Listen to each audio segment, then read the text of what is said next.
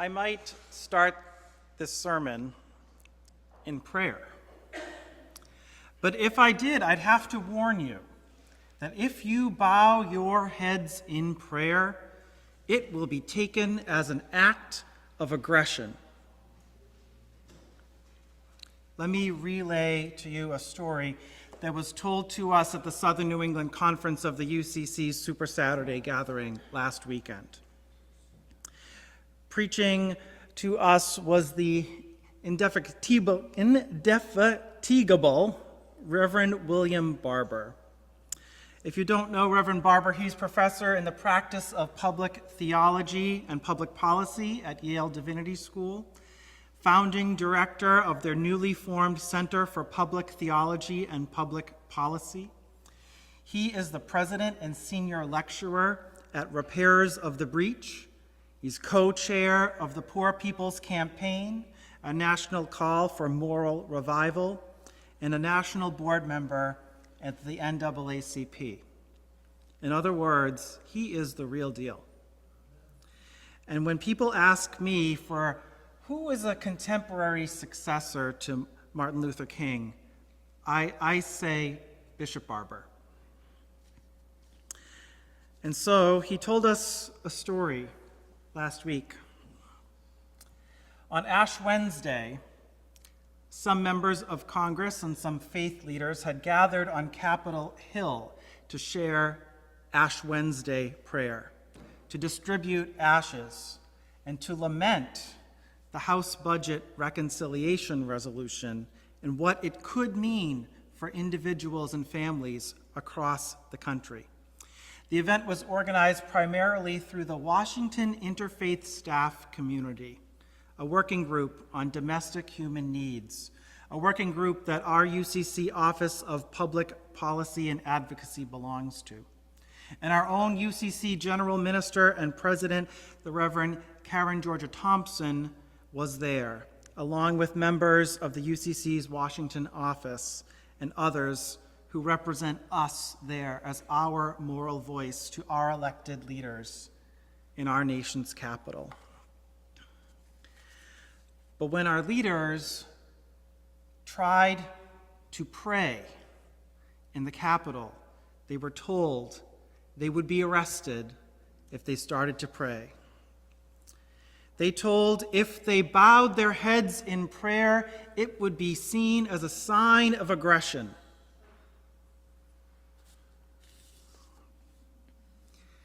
We have a problem that's been growing in this country for some time. We have lots of problems for sure, but I want to focus on one problem because it involves religion. And it's at the root of so much of what is going on in DC these days. And you've heard me mention it before, Christian nationalism. Christian nationalism is an ideology that fuses together a rigid, authoritarian kind of Christian theology and political power. And the goal of some people in the Christian nationalism movement is to take over all levers of government, to make our national government and our state governments their kind of Christian. A hardline, conservative, fundamentalist, rigid kind. Now, when the United States of America was formed, there were a few goals put in place. First off, we knew we didn't want a king. Entrusting one person with so much power, even when there was a parliament, like in the United Kingdom, was a recipe for corruption. It didn't give the people enough power. Another goal was ensuring that no one religion would be the state religion. Let's not forget, as I remind us, Congregationalism was the state religion here in Massachusetts. But there would be no Church of America in the same way that there is a Church of England. And you may remember that our first experiment in turning the 13 English colonies into a nation was the Articles of Confederation. It was written during wartime in 1777. It went into effect in 1781. And it was an interesting experiment. And then in 1783, the Revolutionary War ended. And something remarkable happened on December 23rd, 1783. Then General George Washington went to Congress and resigned his wartime commission. And this event of Washington doing that, of giving up military power, is so important that is one of the larger-than-life paintings that you see in the rotunda of the Capitol. And rather than holding on to his military authority, Washington cemented the idea that the military was subordinate to civilian rule. Now, within a couple of years, the Article of Confederation was too weak to bind the nation together, and so a convention was formed to draw up what became the U.S. Constitution. A stronger federal government was needed, but one thing was still sure: we, the people, did not want a king. Instead, the framers created a system of 3 co-equal branches of government, where none would have the ultimate authority. George Washington was elected president, as we all know, and he could have been king-like. After all, there had been 75 years in a row of a king named George, so it wouldn't have been too much of a change. But this George was determined not to be like those Georges in England. And he again set a precedent of relinquishing power when he voluntarily decided not to serve more than 2 terms in office. And this was just a precedent. There was no law. Long before there was a constitutional amendment preventing presidents from serving more than 2 terms. And it helped, again, cement a new norm for this country. Those norms of giving up power are being tested. They're being broken right now. Those norms, even the ones that have been cemented into law, even the ones that are amendments to the Constitution, are being tested, are being broken. The balance of power between our 3 branches is very shaky right now.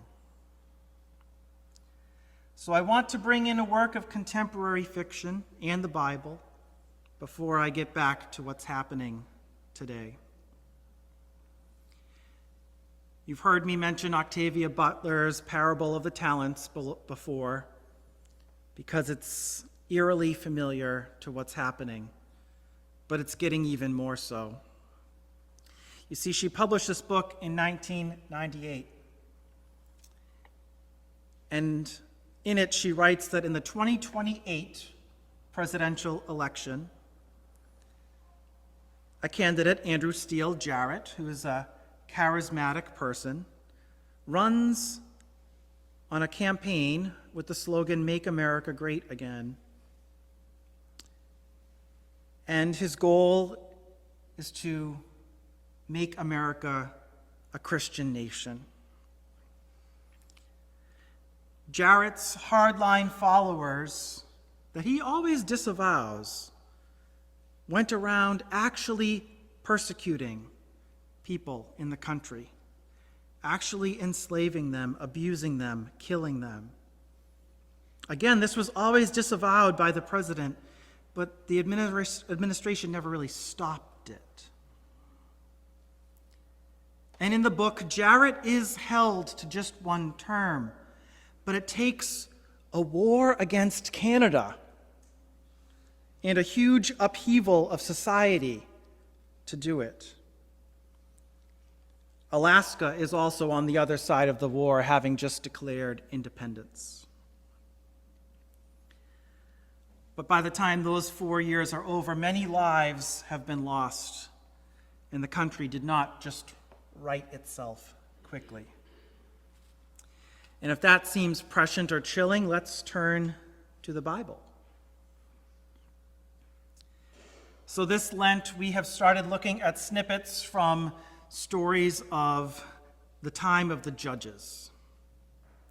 On Ash Wednesday, we read the few verses of the story of Othniel, the first judge in those time of judges.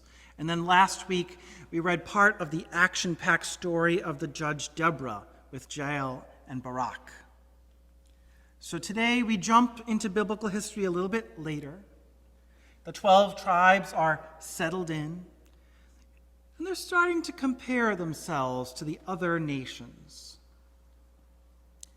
They recognize there are some real threats out there that could jeopardize them, and they're unhappy with leadership. See, Samuel, he's a good guy, but he's pretty old.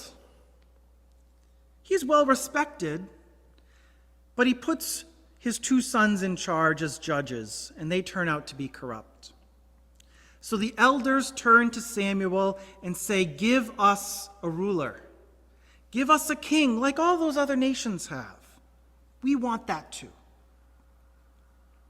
Samuel knows this is a big red flag, but he's got limited options. When Samuel looks back at his own history, see, he had been raised as a youth by Eli, a prophet before him, and Eli trained him. What had happened was Eli tried to appoint his own sons as leaders, and they were corrupt.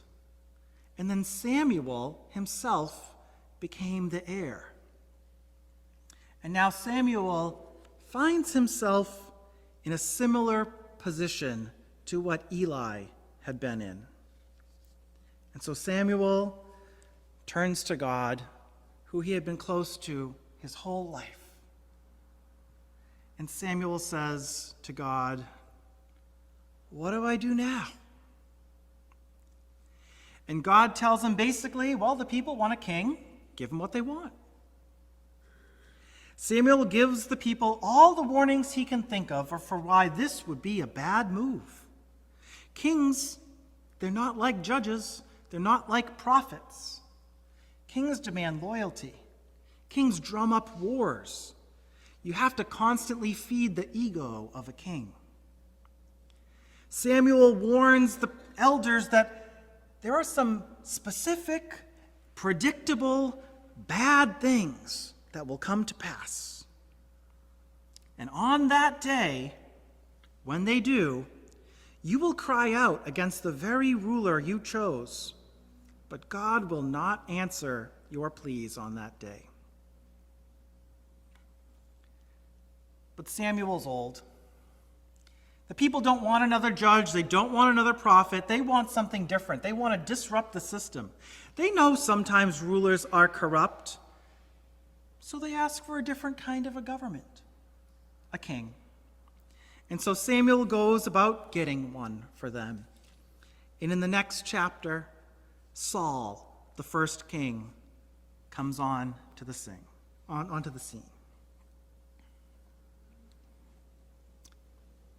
So we have to talk about him. Not Saul, him.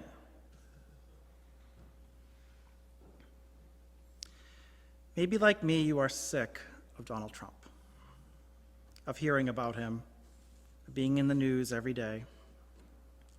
He's been on the political scene for 10 years, been in reality TV and tabloids for decades before that. And there's so much going on in the news every day, it just seems like, to me anyway, it's an assault. So much happening so fast. It seems like if you pay attention, you get whiplash. But if you don't pay attention, you're so far behind. And I usually read posts from people like historian Heather Cox Richardson, who I've quoted from before. And even though she writes daily, she admits she has trouble deciding what to focus on. And I'm only up here once a week. So this might seem like old news, but it was only a few weeks ago. On February 19th, on various social media channels, Donald Trump posted an image of himself on a magazine cover as a fake king, complete with crown, in front of the New York City skyline, in an image that imitates Time magazine. Except instead of Time, it's called Trump. The only headline on the cover reads, "Long live the King." And this was also copied on the official White House Facebook page with a caption that read, "Congestion pricing is dead. Manhattan and all of New York is saved. Long live the King. President Donald J. Trump." And so I look at this image, and what do I see? I see a magazine cover. Trump loves to be on magazine covers. He has been, after all, for decades, whether it's correctly or incorrectly quoting his wealth or being a reality TV star. It's a magazine cover. What else do I see? The New York City skyline. The city that, of course, he and his father, his family, had their business in, the city he fled when he was no longer popular there. That's no longer his city of residence, but maybe he wishes it still was. I see this crown, and it just kind of makes me sick. That's not who we are. And I see the caption about Manhattan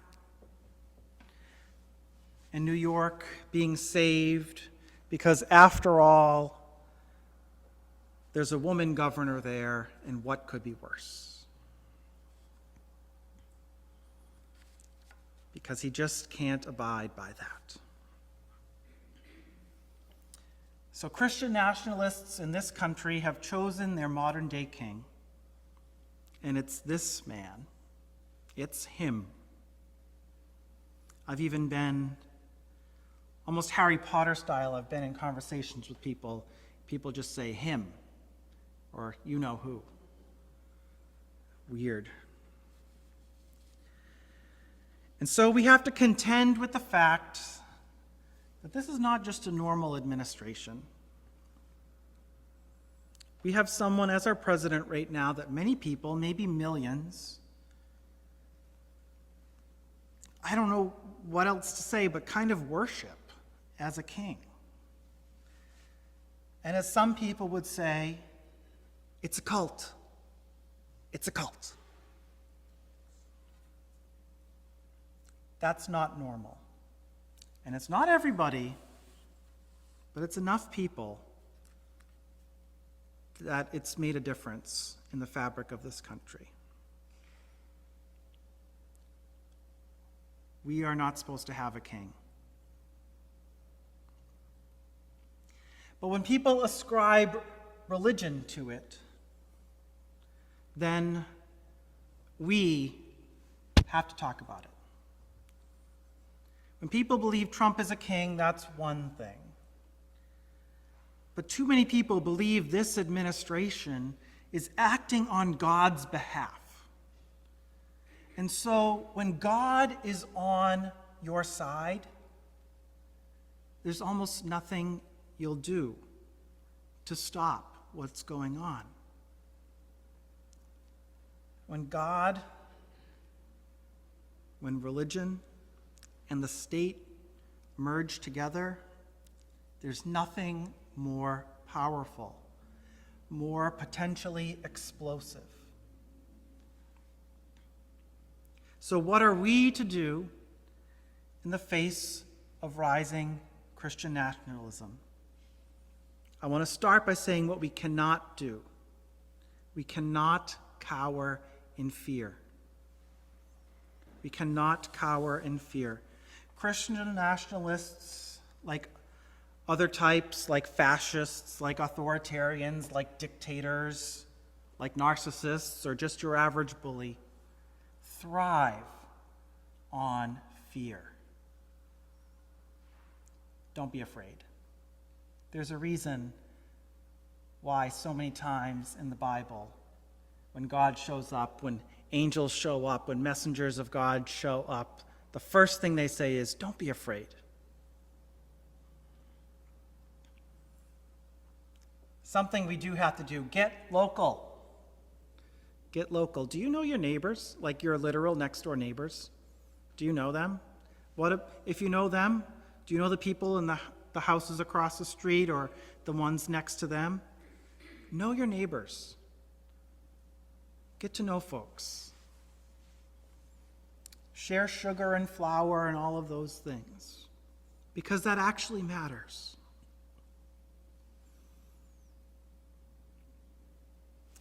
The third thing, which might be hard for some people, I think it would be hard for me, is be ready to embrace anyone who's ready to jump ship from the cult. Let me tell you a story. Many of you know my husband David, and he has this sort of backroads route that he likes to drive when he's going to some appointments in Andover. And he drives past a house in Billerica, and for probably 8 years now, the house has had various kinds of Trump flags, signs, yard signs, etc. Some bought, some homemade. You might have seen houses like this. But on his latest drive through there this week, all of that came down. There was a new plywood sign up, and in red spray paint, it was written, "Elon bought us." I don't know what it would be like to live next to that house for the past 8 years. But if I were their neighbor, I'd have to say, hey,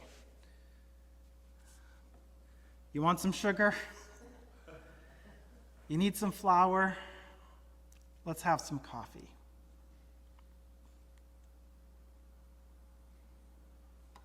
In this weird time, we can't be purists. We have to embrace partnerships and coalitions of sort of like-minded folks, or people that maybe we would never team up with before.